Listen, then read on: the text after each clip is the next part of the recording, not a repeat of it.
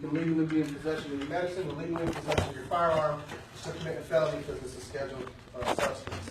That being said, protect you from that. So make sure that you fill it out properly, put where you registered to vote and your date of birth, flip it over on the back and sign it. Don't get it confused and sign the wrong one. Happens all the time. So just please pay attention. I'll pass these around the room, and if you haven't signed it, sign it. If you have signed it, pass it to your neighbor. So nice to have so many new faces in the audience. I know. Are we screaming? Are we good? All right. So thank you everyone for coming out this evening. My name is Christopher Kano. I'm your executive director here at Central Florida NORML. It's my deputy director, Carlos Ramita. So usually when you're in contact with the organization, it's usually one of the two of us that you end up talking to, whether it's through social media, emails, phone calls. If you call the number on the website, you probably end up talking to me. If you communicate through social media or emails, you're most likely talking to Carlos. That being said, please forgive us. Sometimes we don't communicate with each other as best as we could, so but we do our best. None of us are paid to do this. We're volunteers. I don't take a paycheck to do this. I do this because my dad is dying right now, and he doesn't have to. And there's so many other patients out there that have the same story. And so that's why we do what we do, because there's sick people out there who need this medicine. And whether you agree that it's medicine or not, whether someone feels a certain way about it or not, I feel that my parents' lives are more important than how people's feelings are. And I mean, most of you should feel the same way. That's why we do this. We do this because it's the right thing to do. NORML has been around since 1970. We're the oldest civil rights organization in the country, protecting the rights of cannabis users, advocating for responsible use. And so regardless of where we are as a legal status, the fact that we have 25 states now that have legalized, the fact that the District of Columbia has legalized, we're going to continue to fight until all responsible users have safe access. And then even then, we still have a mission, and that is protecting our patients. One of the things that National has passed down to us is that we're looking forward to NORML becoming the Better Business Bureau of the marijuana industry. We want businesses and growers and dispensaries to have that NORML seal of approval. We want advocates to understand that this is a premier organization, is that you're in the right place.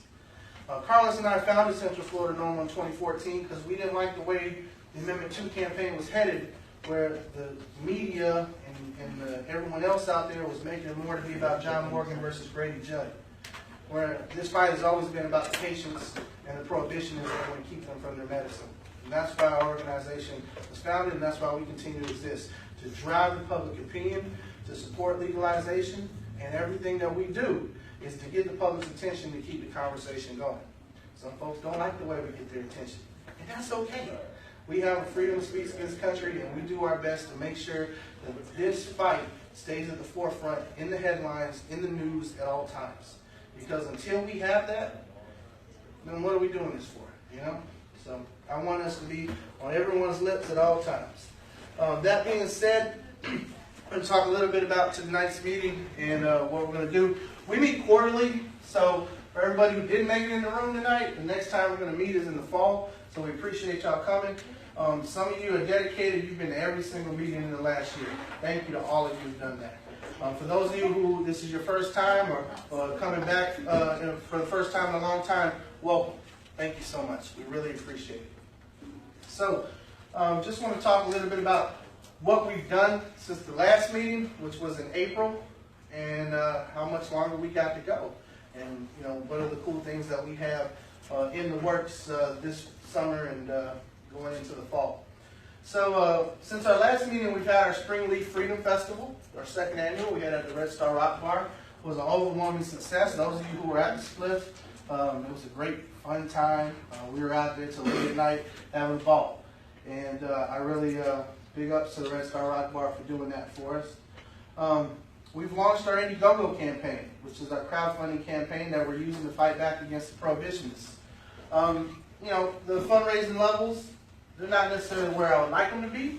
So we still have a couple more weeks in the campaign. And if you and you know, your friends, your family, supporters of the cause would be willing to spread the word on social media and get folks to just donate $2, we can fight back.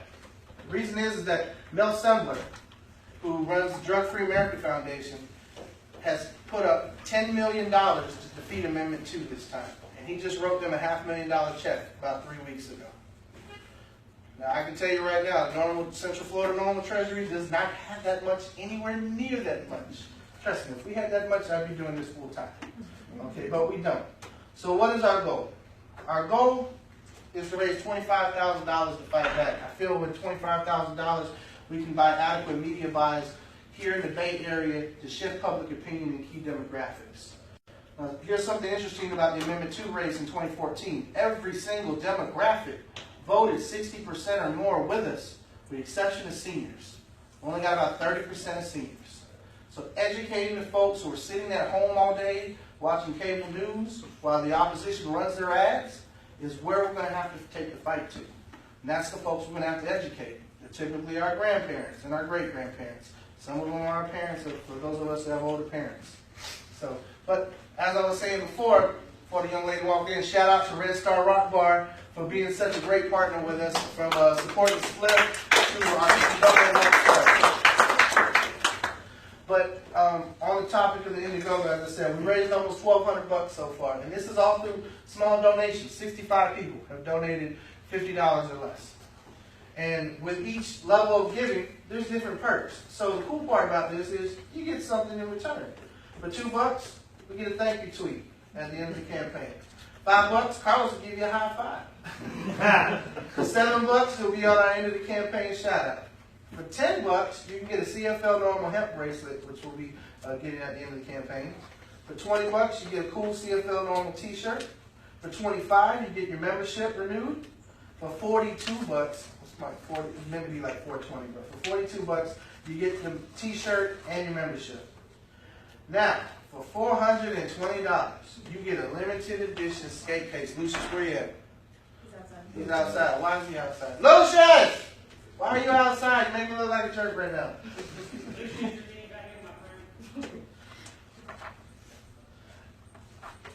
if I can pull up the gallery here.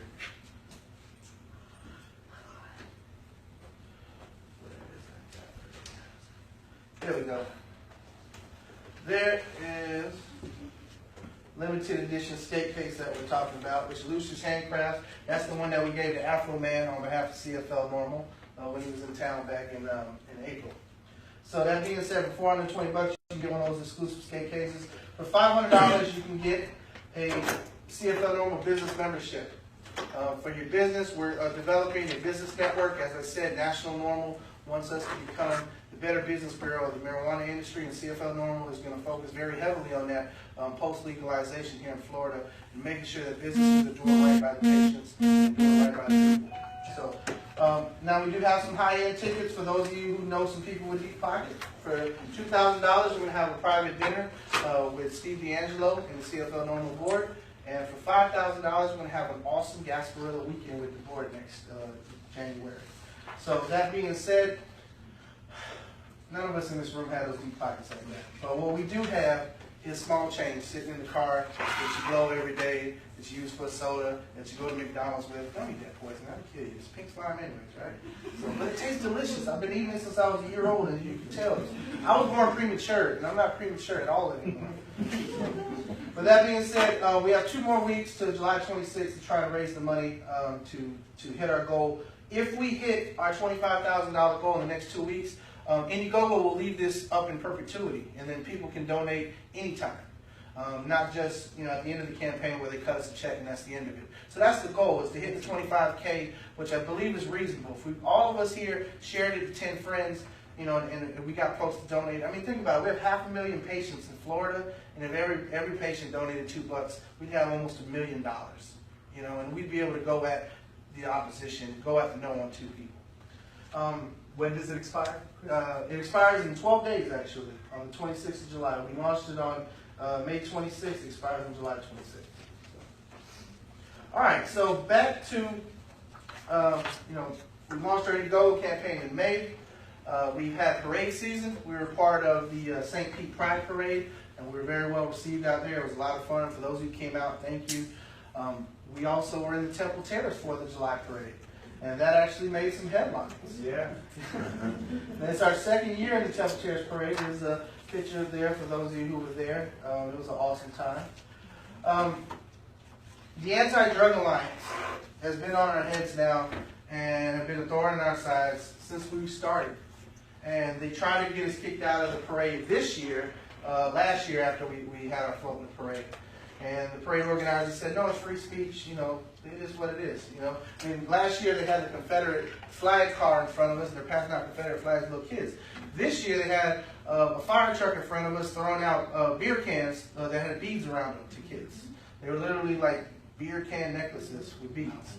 So, you know, if our, you know, we're not throwing joints. We were actually passing out pamphlets about how to talk to your kids about marijuana, which is a new book that Carlos has written. It's available to download on Amazon.com for a small price of $4.20.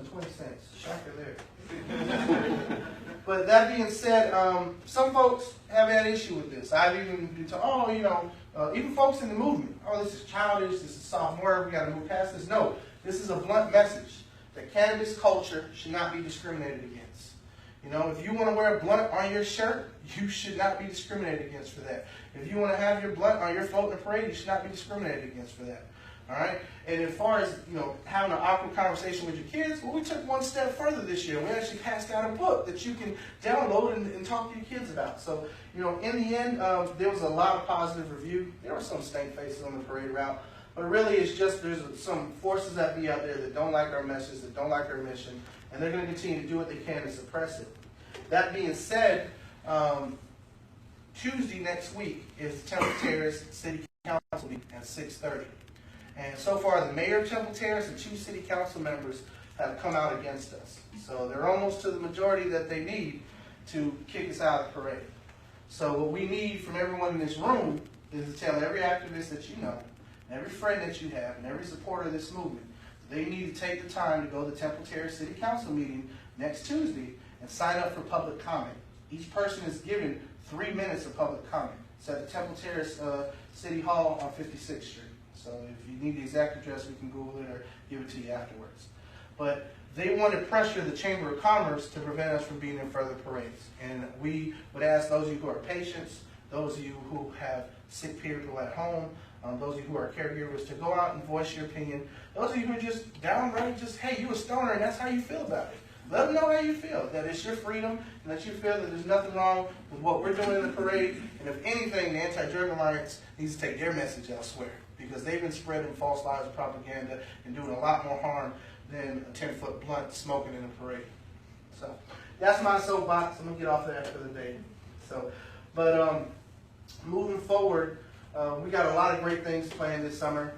We've been working with the Lakeland City Commission on a decriminalization ordinance. If we can do that in the city of Lakeland, where there are no liberals, then we can do it anywhere in Florida. We can replicate it. And so we have a very gracious sponsor for the ordinance, who's Commissioner Justin Troller. He's the one who sparked the conversation. And we're moving towards a public hearing, which they're going to have in Lakeland. And I would hope that each and every one of you, when we do find out the public hearing, which will be coming up soon, can make it that day. They haven't set the date yet, because one of the strategic things that we did was I specifically had the city commissioner ask the police chief in Lakeland for a lot of data so that we can prove the institutional racism behind prohibition policy, so that we can prove that it unnecessarily takes people out of the workforce for nonviolent crimes. These are the things that we want. We need facts on our side. We need to show that the policy is unjust. So if we can get this ordinance passed with a majority of the commission, there's a lot of folks there. You know, it's kind of up in the air. There's about two undecided folks on that board. We have about 2 on our side, and then, you know, then there's the folks in the opposition. Well, point is this, is that if we can do it in Lakeland, we should be able to do it anywhere, and we'll be keeping you all up to date of when that's going to be going down. Past that, I want to talk a little bit about the elections. We have the Republican National Convention and the Democratic National Convention coming up in the next 2 weeks. Medical marijuana didn't make it into the Republican platform, and I was very sad about that. And the reason is because if we could have had that in both party platforms, you know, that's definitely something to talk about. I feel as though that might be something that we could actually have some real progress at the federal level in the next administration. The Democratic platform, how can I put this? They half-assed it. That's probably the best way I can put it. They said that they support a pathway to legalization. But that being said, the current candidate, who's the front runner in that party, has said that she supports rescheduling rather than her opponent who said he supported descheduling. So where we go under which administration and which party is in charge, I don't really know. But the fact is that for the first time it is in the national party platform, so that's at least some type of progress. We'll see where it goes and how the platform is amended at the conventions over the next 2 weeks. Delegates to conventions have the right to put up amendments and amend the platform, so we don't know. We might get a better platform, or you might see it in both parties' platforms in the end. We'll see how that works out. We have primary elections on August 30th here in Hillsborough County, here in the state of Florida. So, you know, all of you are Florida voters. Please make sure that you vote in the August 30th primary. There'll be early voting 10 days before.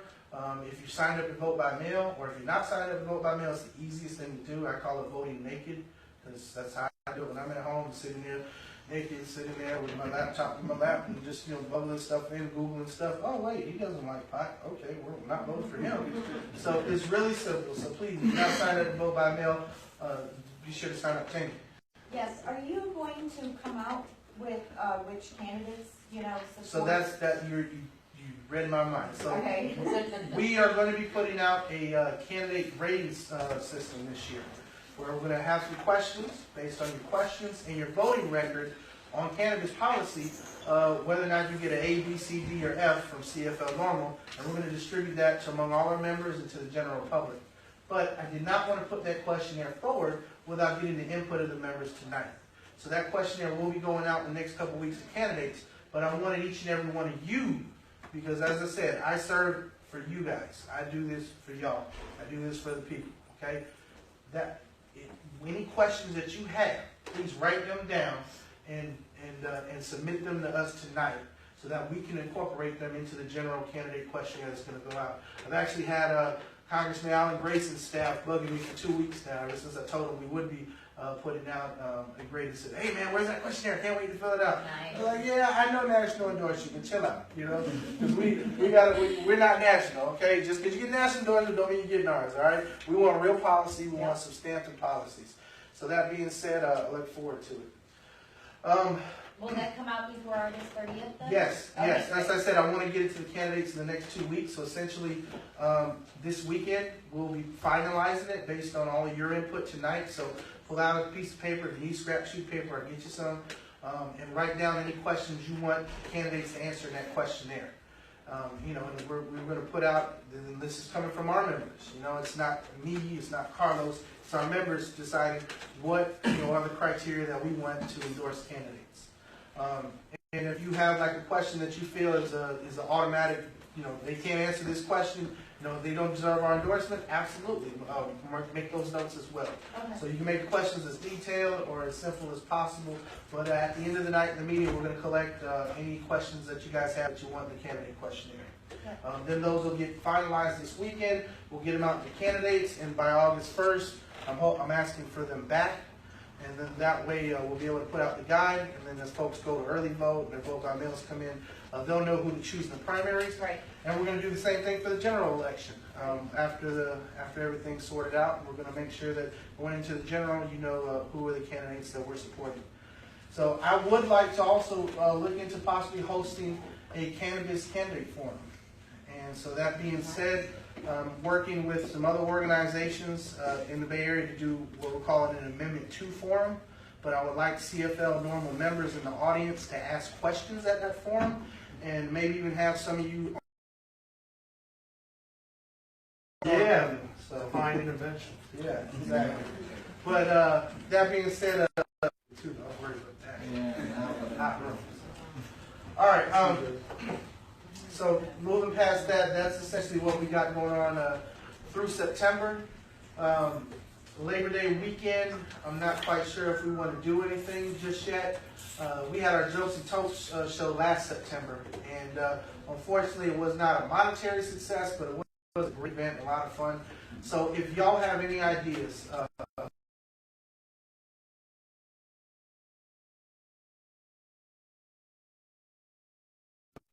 that we're going to be able to help out patients and educate moms and dads and folks who have sick kids and sick grandparents on, hey, this is a life-saving medicine. You shouldn't necessarily have to spend all your day Googling to try to figure it out. We have a one-stop shop. That being said, if you ever have any questions about information about dispelling myths, Carlos has a cool book on Amazon, which I'll put the link in a second. The internet's not working. Ooh. When you go to our website and check out Canifacts, it's a compilation of articles that I've put together, scientific research and such, that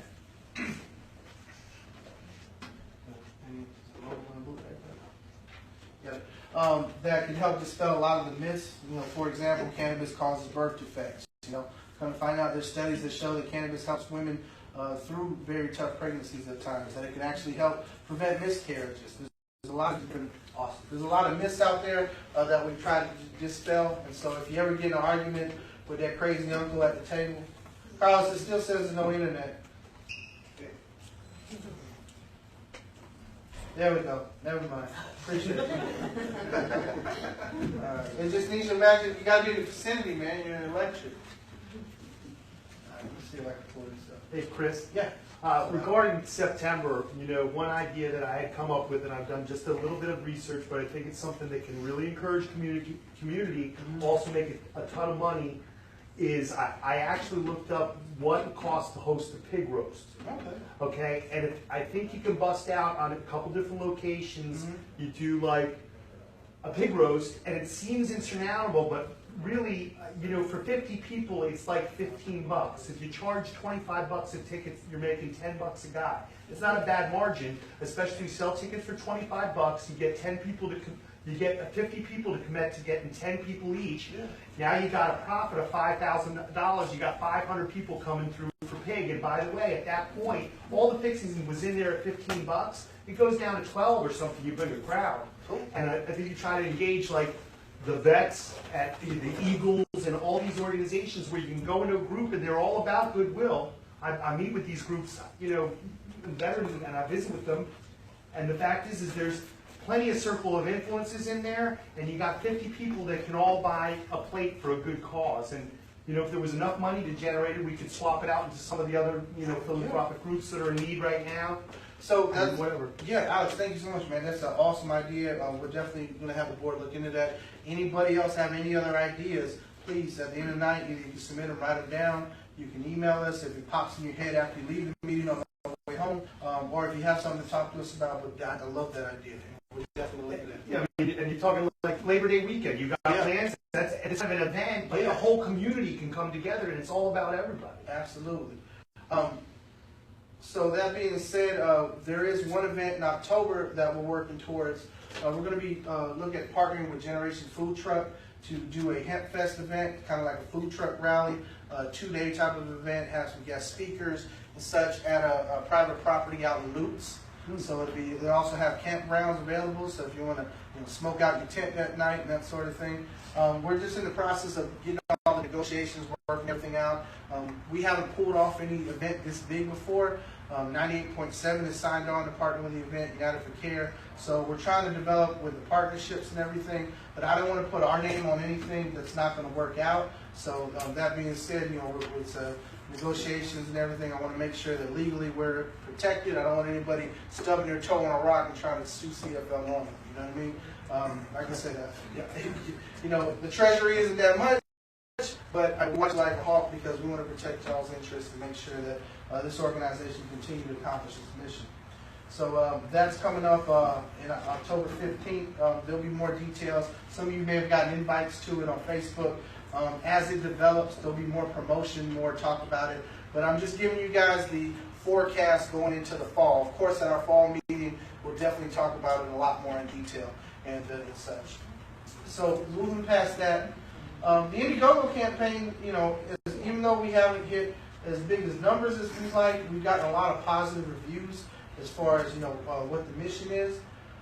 And I'd like to move this forward. Even if this campaign doesn't hit all the 25 grand in the next 12 days, to do more campaigns like this, to do micro fundraising campaigns every couple months. And, you know, we can do it around patients, we can do it around cause and advocacy, but what we really want is more patient testimony. I'm going to play a video for you so you guys can see, you know, in the patient that is showcasing, it's only showcasing one patient, but if we had multiple campaigns running, we had multiple patient videos, and we're constantly sharing that, I believe that we can get to the tipping point where this fundraising will snowball, and then we can really be a major advocate that can push everything over the top. You know, Regulate Florida itself is being run by essentially NORML of Florida, CFL NORML, and board members and folks who are out there advocating. You know, we have Floridians for Freedom that has an amendment out there. A lot of different groups trying to get full adult use passed. But funding continues to be the biggest thing. United for Care was very lucky because for those of you who were around in 2009, 2010, you remember when it was people united for medical marijuana, and it was puffing, and it wasn't getting much traction. John Morgan came in, dumped a boatload of cash, did the whole rebranding thing, you know, hired professional consultants to call us an army of angels, whatever it takes in the PR war. But that being said, funding is going to continue to be the biggest issue for these grassroots initiatives that we're trying to get passed. And we would like our organization to be someone that they can turn to. And so people respect the NORML brand, they trust the NORML name. And so if we can micro fundraise $2 from 10,000 people, that's going to make a really big difference. And you get people to buy in, get your friends to buy in. How many people didn't vote last cycle? They didn't get off the couch. I know everybody in this room did, but think about your friends, your family members, your cousins, you know, your people that you shoot basketball with, the people that you play cards with, the people that you might smoke with. And you're thinking, wow, why didn't you? Oh man, I thought it was going to pass. No, it doesn't work like that. You don't think it's going to pass because you know that there's 100 million smokers in the United States. We have 100 million people in the United States who tried marijuana, and guess what? It's still not legal federally, and it's only legal in half the states. And then legal is an ambiguous term at best in a lot of states. So that being said, you got to get folks to buy in. If someone will buy in for $2, they'll probably end up going to the polls. Get that buy-in from folks. Get them to want to become members of the organization. I formed this as a 501c4 because we're a membership-based organization, which gives us more leeway to lobby, which gives us more leeway in the political discourse. If I had incorporated this as a C3 charity, yeah, we could take tax-deductible donations, but we couldn't do half the advocacy work that we do. They would stifle that real quick.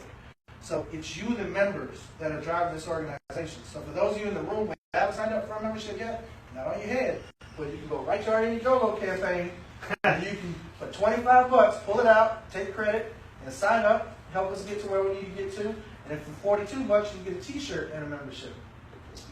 And if you don't got it, $2 works, like I said. But that's where we're at. That's the state of affairs with the organization. I'm going to let Carlos give his report shortly. But before I do that, our board member North Kent ran into him at a business conference down in Fort Lauderdale. He gave me a cool bunch of NORML swag here. So we're going to be accepting donations for some of this cool stuff. We have the greatest pothead comedy hits here on CD. So these are $10 a piece. We got an official NORML hat, okay, for $30. We got a book by Keith Stroop, who founded NORML.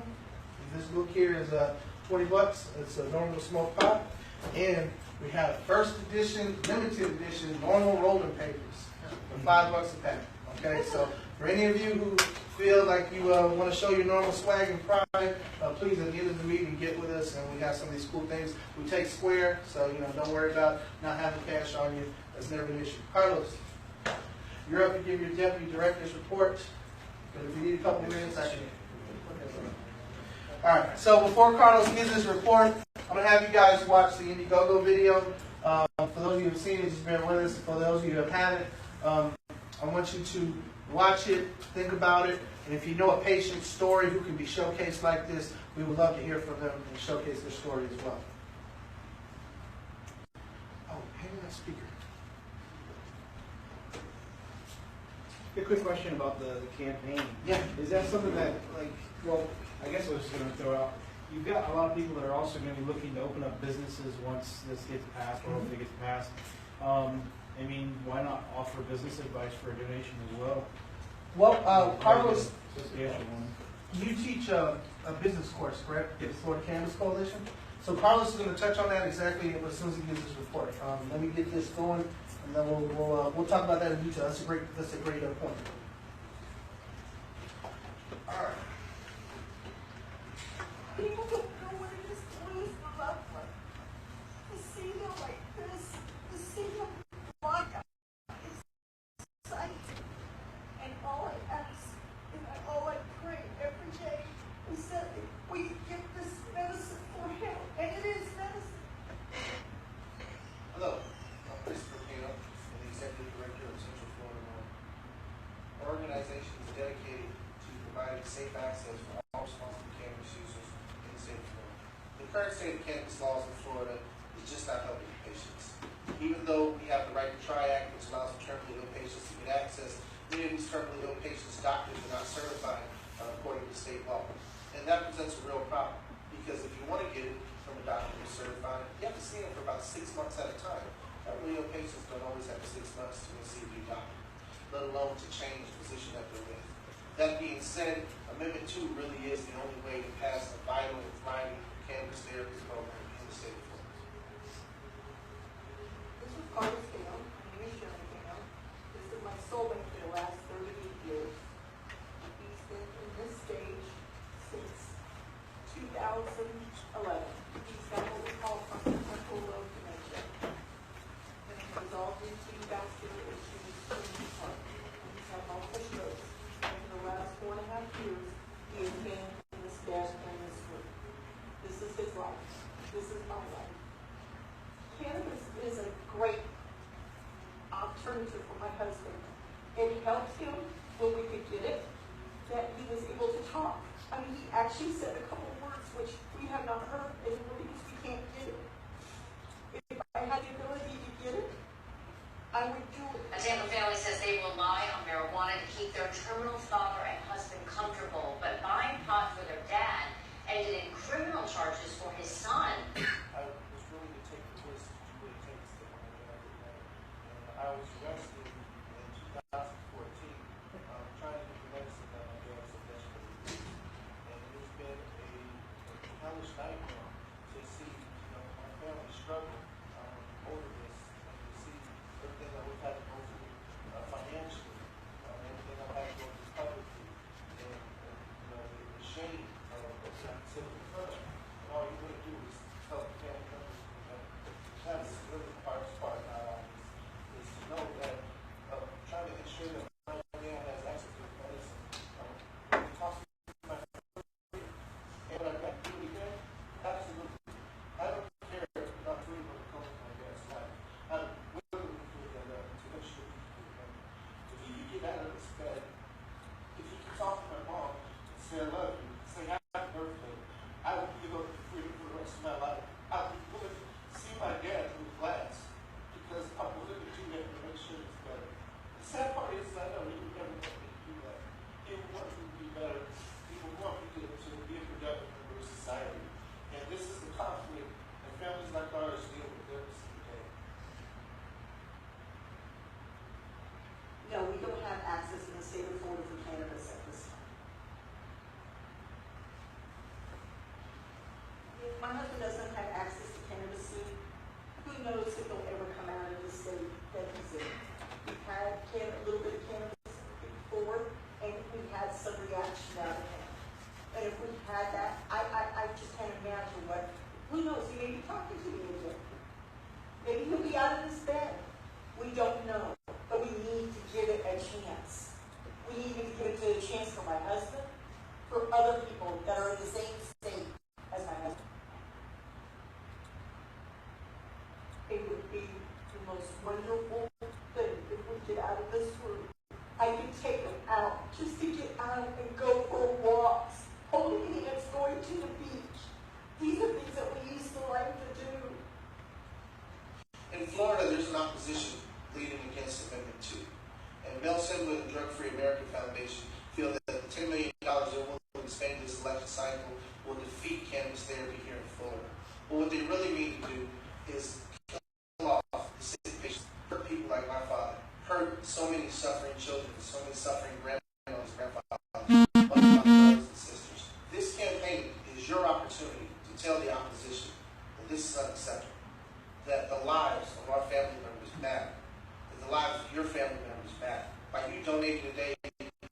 we have the opportunity, in one voice, to tell them, no, this isn't right. We medical marijuana. Central Florida challenge for the marijuana was also Central Florida was founded in 2014. And our goal as continued access for us we can continue. Since the Central Florida had the opportunity to advocate all across the state, to advocate in city halls for decriminalization ordinances, to advocate in the halls of government in Tallahassee, to ask for medical legislation that actually works. We've gone out to 4th of July parades and celebrated our freedom of speech and patriotism. We're going to held entertainment and comedy events, music festivals. We continue to spread awareness through our advocacy efforts, and we need your help to continue to do that. We have so many great projects ahead of us. Everything from uniting the cannabis industry under one roof to ensuring that patients have safe access to travel to other states when they need it, to provide cutting-edge research to you, the voter, and you, the informed citizen, ensuring that you know exactly what's going on in your state and you know exactly what type of therapy that you can provide to your loved ones. If you, the people, advocate for legalization here in Florida, if you donate today and help us push our legalization efforts, we can end suffering for 500,000 patients in this state. We can end suffering of their loved ones and their families. And we can be an environment in a state which values life, liberty, above all else, rather than prohibition and continuing to criminalize good, hardworking Americans. We need your support now, more than ever. Any little bit counts. So please, donate today. A portion of each donation will be going to help many other organizations who advocate for patients, such as the Canalogs, United for Care, Regulated Florida, and of course Central Florida NORML. Your donation to Central Florida NORML will help us provide marijuana refugees opportunities to go to medical states, to ensure that we're on the cutting edge of research, helping patients find the best therapy options for their conditions, and most importantly, reforming marijuana laws in the state of Florida. Once again, my name is Christopher Kano. I'm the Executive Director of Central Florida NORML. Thank you for your time. So that was our first video. We want more patient testimonies. I don't want it just to be my dad. I want thousands of patient videos on our site, on our social media in the coming months. I want there to be such a tidal wave of public opinion change to realize it's absolutely wrong to criminalize hardworking Americans and to deny our loved ones their right to a life, liberty, and safe access. That being said, please, if you're a patient yourself, get with us. We'd love to film your testimony. If you know a patient who maybe just can't make it, maybe they're like my dad, they're not going to leave their room anytime soon, please, we'd be happy to go over there and get their testimony. We want to ensure that the patients' voices are heard in everything that we do. You know, there's a lot of folks who want to make money in this industry, and I'm all for an industry that, you know, will help benefit our state, will help benefit our economy.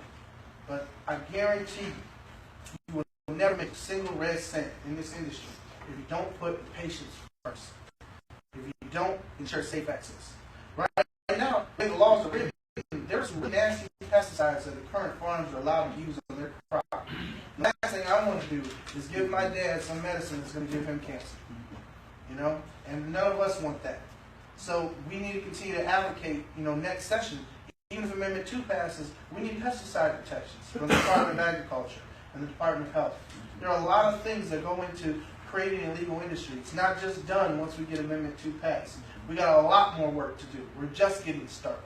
So that being said, I want to turn over to our Deputy Director now, Carlos Amita, to give his report, talk a little bit about the activities that he's doing over the next coming months, and also introduce some special guests that we have in the room. Thank y'all.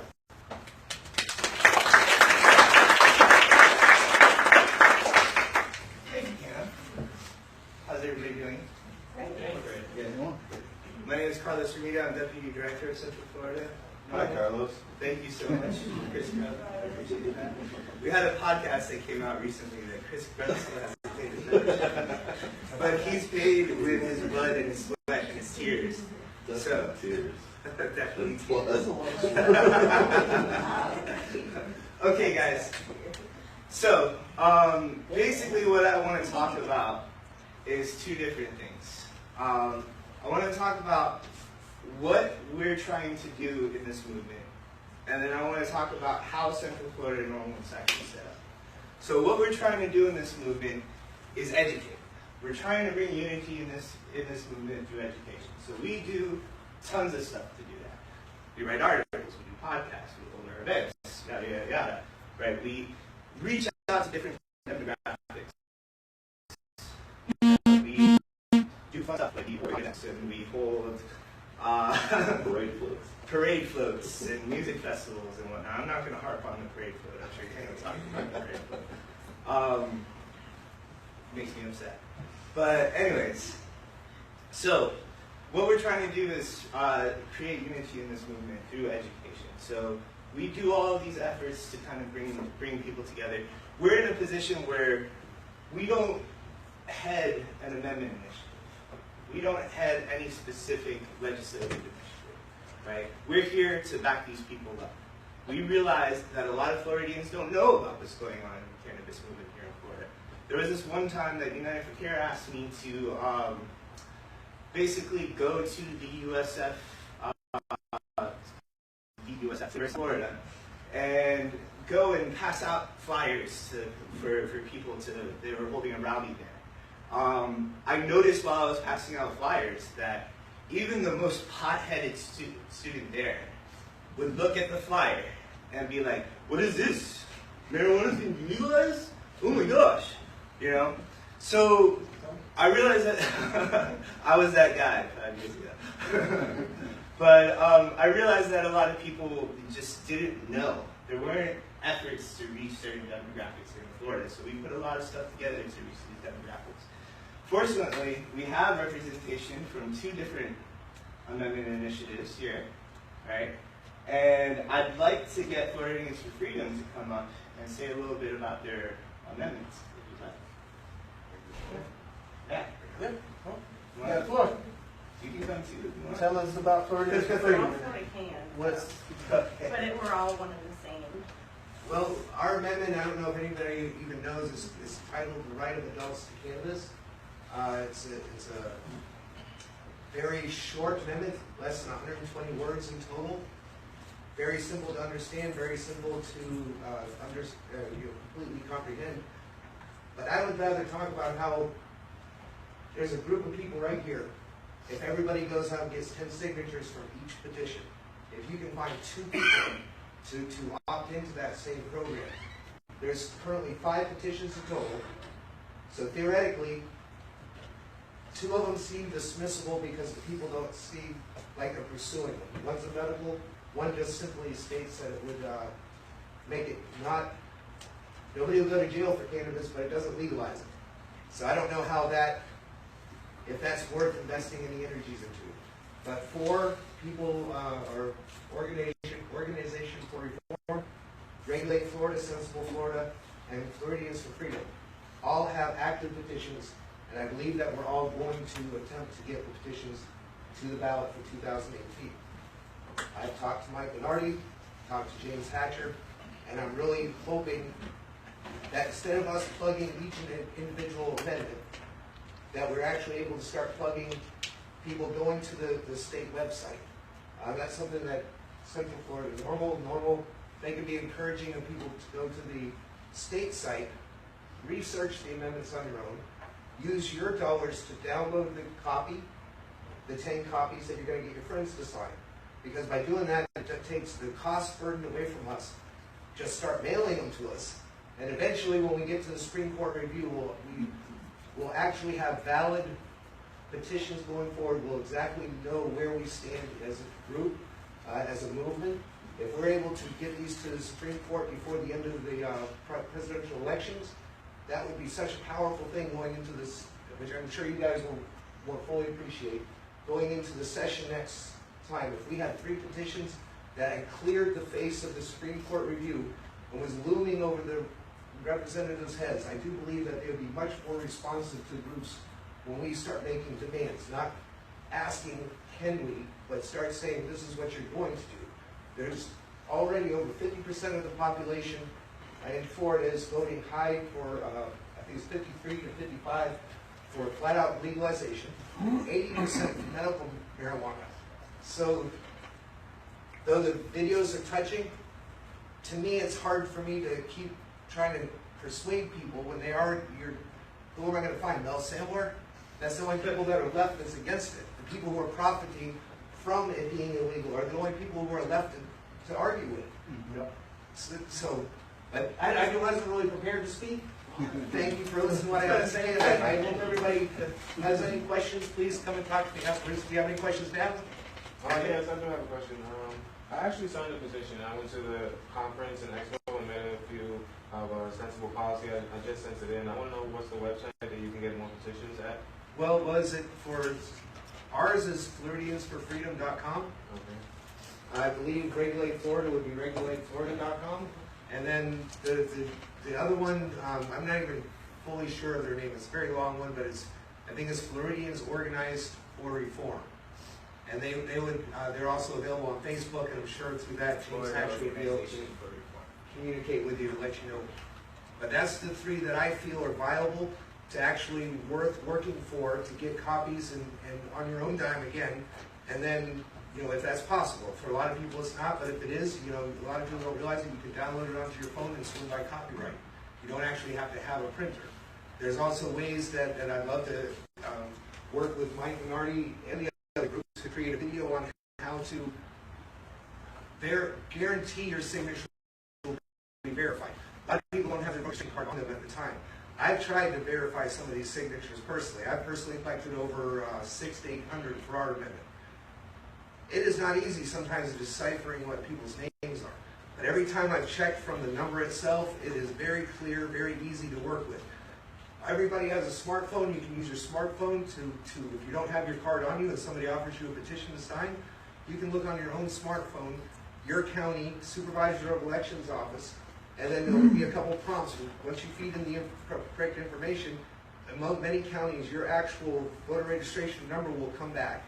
If it doesn't, and it says that yes, you're actually valid, I have had to turn away dozens and dozens of people who thought they were registered to vote, came in, we couldn't verify them.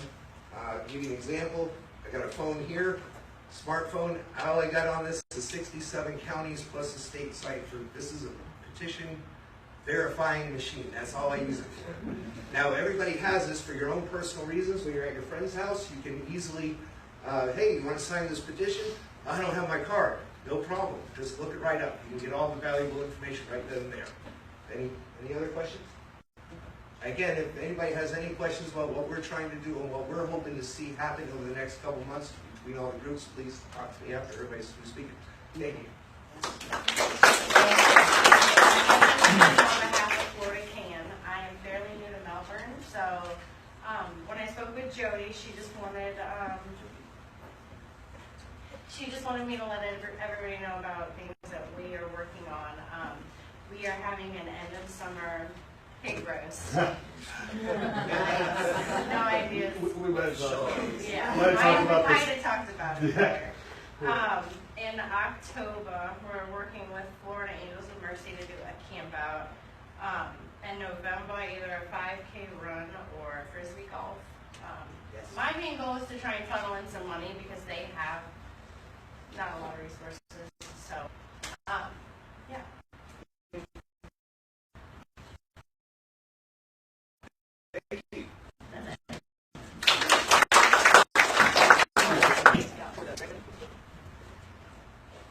And we have representation from Regulate Florida here. Hi, I'm Rachel. I'm Rachel, volunteer with Regulate Florida on a pretty regular basis. We're currently doing, we have a 4-page, which is 2-page front and back, going around. If you're not registered to vote, see me, let me know. Let's exchange information. I'll get you registered so that you can sign the petitions if you would like to. We are striving for the full legalization, as Chris said, and protection of gun rights in Florida. We all know we live in Florida now. Don't know if any of y'all are transplants like I am, but we got to protect our gun rights in Florida. So that's about all I have to say. I know that there are some events coming up. I don't know exact dates. There's going to be something going on in the Keys, I believe, as well as July 29th in Tallahassee. There's going to be a big party there. So Cool. that's all I can remember at the moment. But you can check out Regulate Florida on social media, and their website is there today with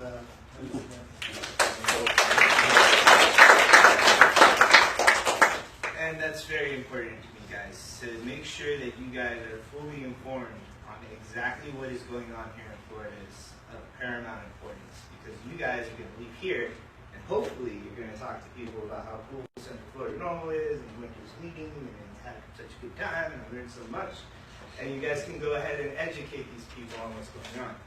So that would be wonderful. Okay, so enough of the unity stuff. To kind of get into how Central Florida NORML is composed, how the structure of organization really speaks leaps and bounds about you guys. Because the truth is, you guys are this organization, right? We're a membership-based organization. There's no other organization other than other NORML chapters who have that structure here. We are Central Florida NORML. It's not just myself and Chris, right? We may be the face. You may see him get up there a lot and talk to media and whatnot, but you guys are Central Florida NORML. And what you guys do is how we survive. It's not what we cannot do. It's you guys in the chair. Okay? So the structure of this organization really speaks leaps and bounds on how you can get involved in the cannabis movement. Who here is a member? Wonderful, wonderful. I beg you guys, please, if you guys have not signed up as a member and paid your membership dues, it is of paramount importance that you guys do that, right? You're a grassroots organization. We depend on you guys to survive. And paying for that membership is the first step you can do to do that, right? So, with that being said, how to get involved with Central Florida NORML, right? The 3 T's.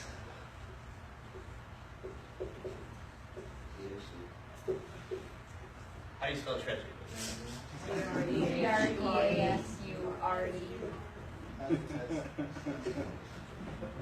Yes, failed. That's not how you spell it. The 3 T's. Time, treasure, talent. Alright, I'm going to talk, I know I wrote this one in the middle, but I'm going to talk.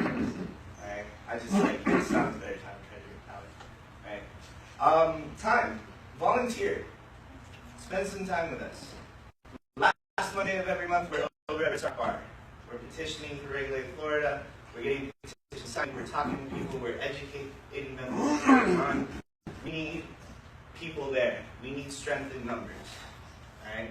I'm sure Ken has talked about all the stuff we have going on in the city of Temple Terrace. That's another way that you can show you. Going to that meeting, and when somebody says, who here supports medical marijuana? Sign your hand. Or sign your hand. Raise your hand. I'm not telling you guys to do that. This is Carlos is right. At the Tampa City Council meeting, I asked everybody who stood with us to stand up, and I kid you not, there were only 10 people sitting down out of 80 seats in the room. And the City Council, after that, was like, okay, well, maybe this is something we better do. Yeah. And they managed to vote, 5-1 to pass it. Yeah. Yeah. Showing that you are here, showing that you're out of the pop closet, as people like to say, right, is very important. It says it in our name. We're normalizing the culture. We're normal, right?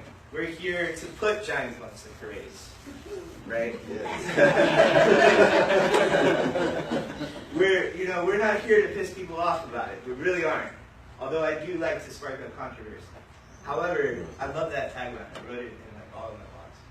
Like, sparked up controversy. You get it? You get it? Sparked up controversy. Like sparking a blunt. I think the biggest vindication was when we were pulling away in the parade.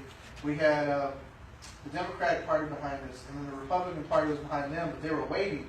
And all the no to pop people were on the Republican Party float. And when I pressed that button to make it smoke, it just blew right in their face. And I was just like, yes! Payback. It feels good. Think about it. Think about it. I'm getting off the time, treasure, talent thing, but think about it. What does a giant blunt in a parade do? It pisses off Rest for America. Of course. Gets people talking about it. People. Yeah. That's for sure. But it gets people to talk about it, right? there's a whole bunch of people that were in that parade that next time they see a giant blunt, they're not going to be so shocked about it. You know, it's normalizing the culture. It's what you're supposed to do. It's marketing tactics, right? A very, very wise man, right? You know him. A very, very wise man once told me, and you know him too. Stop thinking like an activist. Start thinking like a marketer. We're not trying to preach to the choir. We're not trying to reach people who already like marijuana, right? We are trying to get people who dislike marijuana to see that people who have master's degrees and are educated people and have good jobs and try to make a difference in the community can be potheads and can make a difference in the society. We're not strange. We're normal. Okay? Yeah. Okay, enough of that. And funny. All right. Tommy, everybody in here does something. Right? You all do stuff, right? Right? Some of y'all are business people, some of you are travel agents, some of you are entrepreneurs, some of you might be real estate agents, some of you are social media gurus. Everybody here has some type of talent. Yes. Right? You have some sort of talent. Right? One of the biggest things that makes me upset is when somebody asks me, I want to get involved. I want to get involved. Right? And I'm like, okay, well, you know, sign up for CFL NORML. You got these events, come to our member meeting, right? Go and network. A lot of the business people come to me and ask me, like, how would I get into the cannabis business? And I tell them the same thing. You go to these events, become an activist, network, right? Meet people who want to get into this business, right? Take these classes that I do, and you know, get educated. Don't look like an idiot when you're talking to other cannabis people. And you know, you have a way to get into the business there, right? I really went off on a tangent here.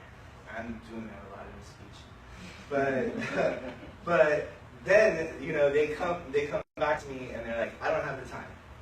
All right, well, okay, fine. No time, no money. Okay, fine. All right, what do you do? Oh, I'm a photographer. Great. I have an event coming up. I would love to have a photographer. Pictures would be great. Professional pictures that I can put up on the website, put up on social media, push it out there to the masses, right? That would be a big help, right? Oh, I need to get paid for what I do. Do you want to get involved or not? Do you want to get involved or not? You have to put in the time, you have to put in the hard work to get involved in this business.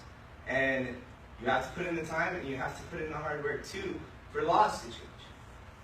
It's just as simple as that, guys. If you guys sit on your asses, nothing's going to happen, right? I love it when people come to me and say, oh, you should hold an event on this side of the state, or you should have done this differently. And my favorite response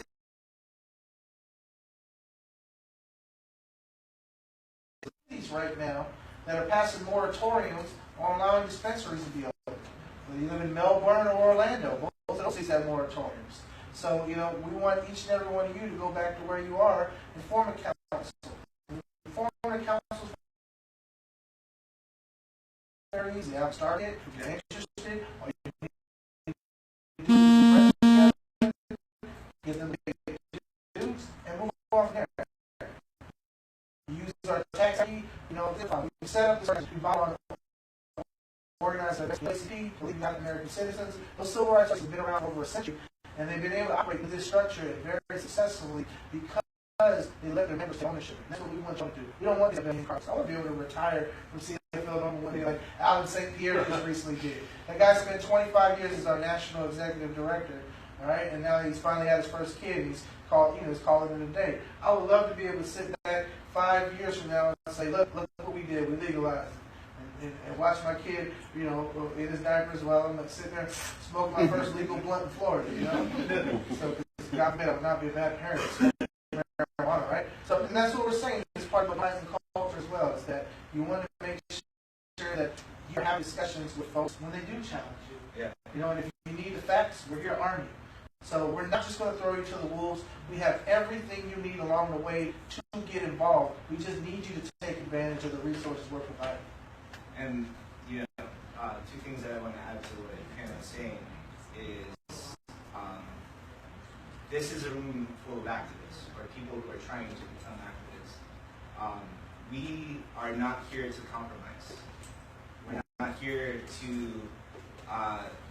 use rhetoric or, we're not here to bow down to the opposition in any way, to give in to their ignorance in any way. We're here to show our point. We have truth on our side. Why compromise the truth? Anyways, and the next thing I wanted to add to that is the CFL NORML councils.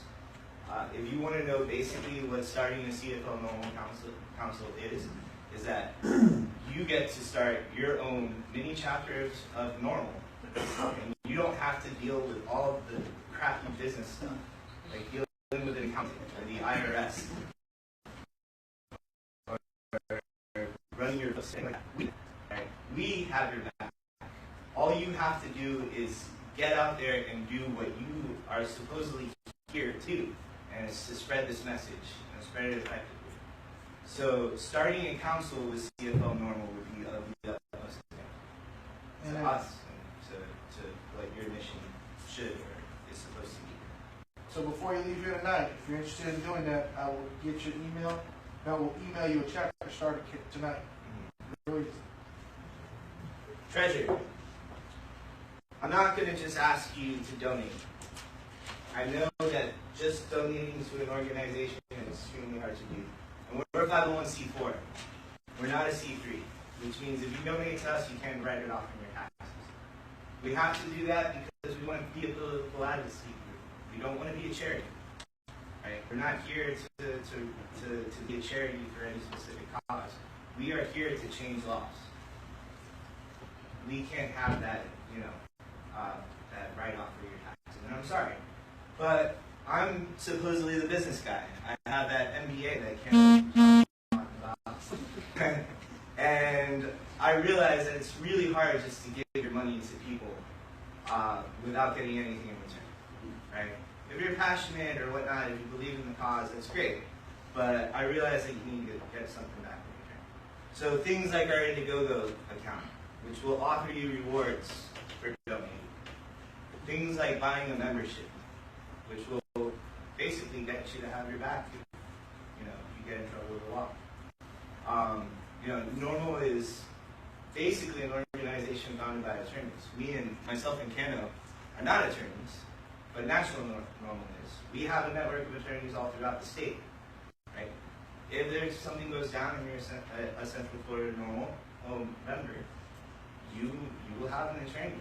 You will have an attorney to get your back. Probably cheap. Probably a really good attorney that has handled this stuff before. But that's some of the advantages of being a Central Florida NORML member. Doing things like, let me put up the tab. We talked about people who want to get into the business, right? I am an educator for the Florida Cannabis Coalition. I teach classes for the Florida Cannabis Coalition. I've been in the cannabis industry for a pretty long time now. I've worked as a bud tender, helped manage a dispensary. Right now I'm in distribution for smoking products. I've done cannabis education for years. Some of my first students are in it right now. Raise your hands. Hi.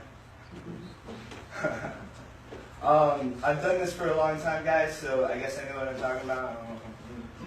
But that's a joke, I do. So if you guys are interested in getting into the cannabis industry, please take these classes. It's FloridaCannabisCoalition.com, Dispensary Management, Cannabis 101, Bud Tending 101, Cultivation 101, and Cannabis 101. I went 101 crazy this class. The thing about these classes, which is so great, is this is also an incentive for you to give to NORML. 20% of what we raise with these classes goes to Central Florida NORML. If you want to give back and you want to get something in return, then this is your chance. Now I want to give Mike some time to talk. And I want you to talk about the importance of social media and IT and all that. Okay. Yeah. Mike has been kind enough to offer you another way to get something in return by doing this. So I want to give these out to everybody, like one for everybody if we can raise. raise at least $100 tonight. If you spend $5 or more on any of the items, I'll give you 2 of these for free. And then if you want to you don't have a lot of money to spend, you just want $3, I'll give you 1.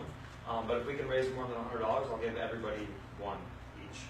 So, and then they're kind of esoteric, so you're not like super, there's not like pot leaves or anything like that. And with that being said, it could actually help you open and start a conversation with someone, because they might be like, what is 2? What is that? And then you get a good opportunity to educate everyone. So I like the Green Cross.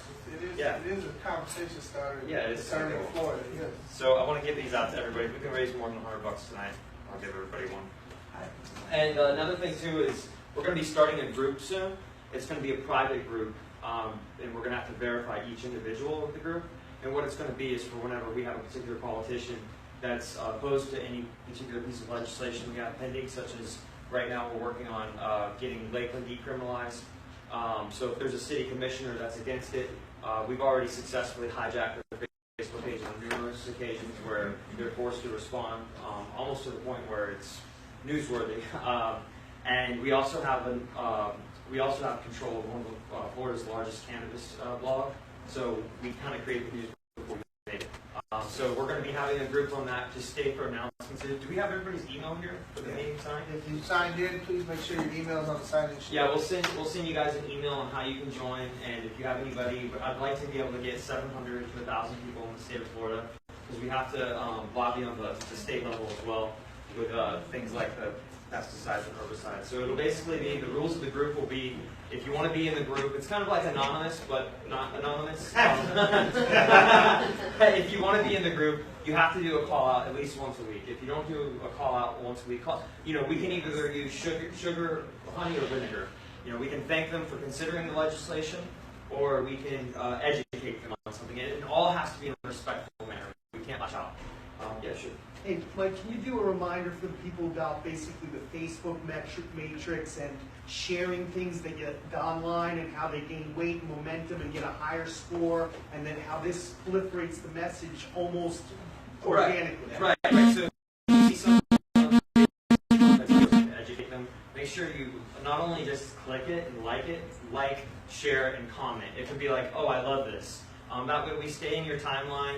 You know what we're doing, and more people see it. More people see it, and also you're clicking on stories, add tag friends, things like that. You really want to educate. Here's the thing. Here's why what Mike is talking about is so important. We live in a different time, guys. The way we share information now is completely different than how we did it 5 years ago, or even a couple of years ago, right? To really make an influence, right, and not have that many dollars in your pocket. There needs to be an organized effort on all social media channels. There really does.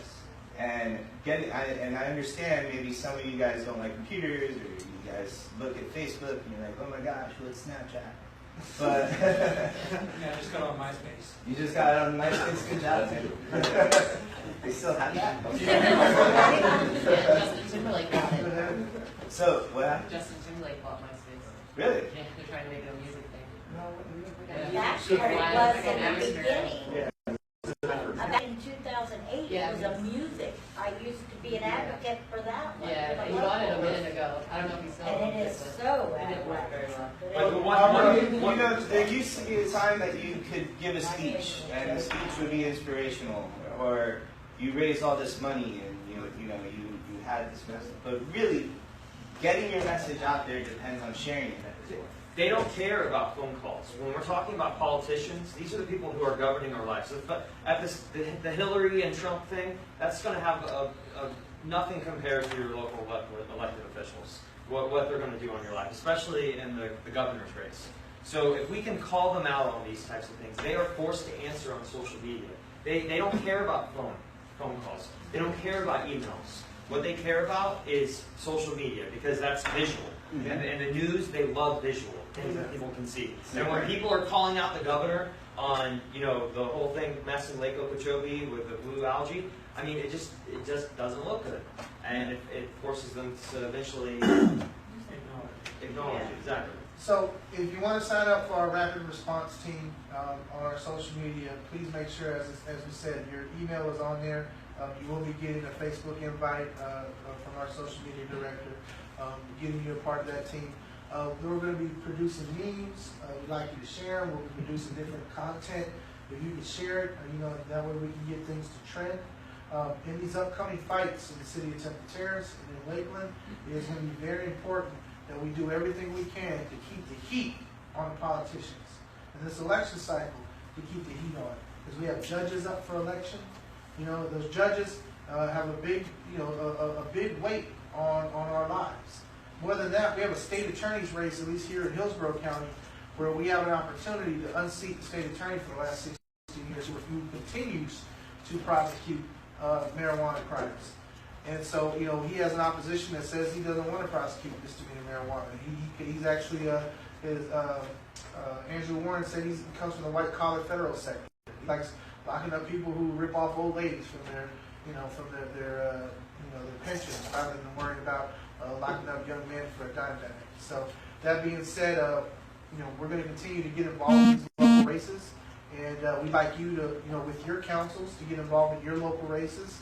If you have questions about politics or policy or where to go, that's where we're at. That's my expertise. It's my side. So I got the MP in, right? Yeah. So, and you call me, and I'd be happy to sit down with you and keep practicing techniques to use. We're gonna have our rapid response team putting out social media to help you guys use. So there's not much where you have to do, as far as original, making your brain work to death. We're not asking you to write books, even though some of you in the room are authors, and we appreciate you. Gary Stein has a book that he's written. Gary, why don't you tell everybody the title of the book? Oh, The Great Green Hope. The Great Green Hope. I like that. So please, check Gary out on social media. Check out The Great Green Hope. Download it. Feel free to purchase it. Every little bit helps. Every little bit helps. And we know that. Yeah, that t-shirt though, when you finish getting the Yeah. Gary's got a t-shirt campaign on, and